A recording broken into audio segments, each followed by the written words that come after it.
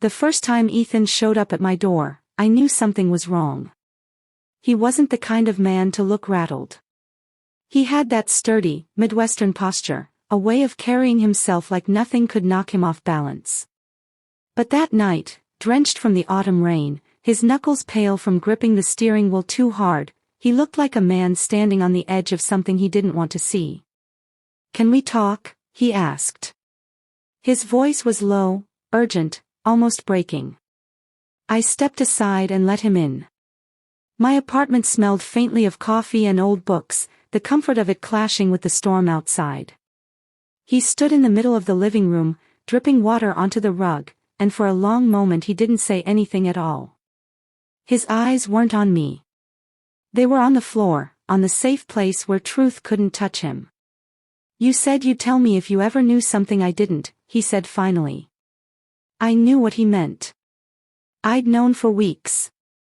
The weight of it had been eating at me in silence, the kind of knowledge that twists your stomach when you try to sleep. He wanted honesty, but not the kind I was about to give him. People rarely want the truth. They want reassurance dressed up as truth, something they can hold without it cutting too deep. "Ethan," I said carefully, "are you sure you want this? Because once I tell you, you can't go back." His jaw clenched.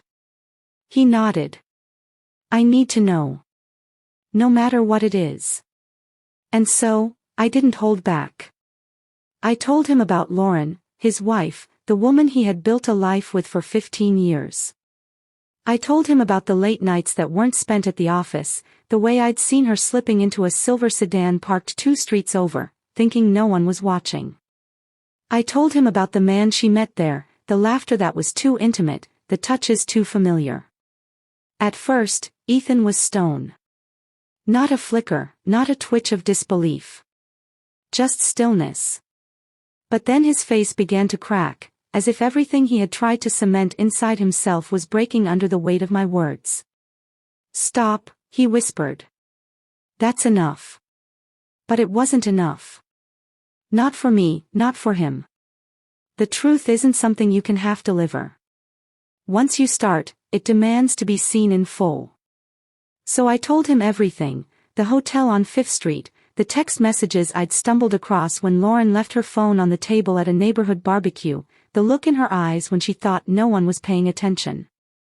He sank into my couch like the air had been pulled out of him. His hands were trembling, his knuckles pressing into his forehead. And for a moment, I almost pitied him. Almost. Because here's the thing, Ethan wasn't just a victim. He had been blind by choice. There had been signs for months, maybe years. The perfumed blouses that didn't smell like home, the lipstick stains that weren't his, the sudden secrecy that he brushed off as stress. He hadn't wanted to know. But now, he couldn't escape it. "I didn't want it to be real," he said, his voice breaking, fragile in a way I'd never heard. I thought she loved me." "She probably did," I answered quietly. "But sometimes love isn't enough to keep people honest." The storm outside beat harder against the glass, a wild percussion that made the silence between us unbearable. "Why are you telling me this?" he asked, his voice raw. "Because you asked me to. Because you deserve to live in the truth, not in her story." He stared at me then, eyes red, the man I had always known suddenly looking 10 years older.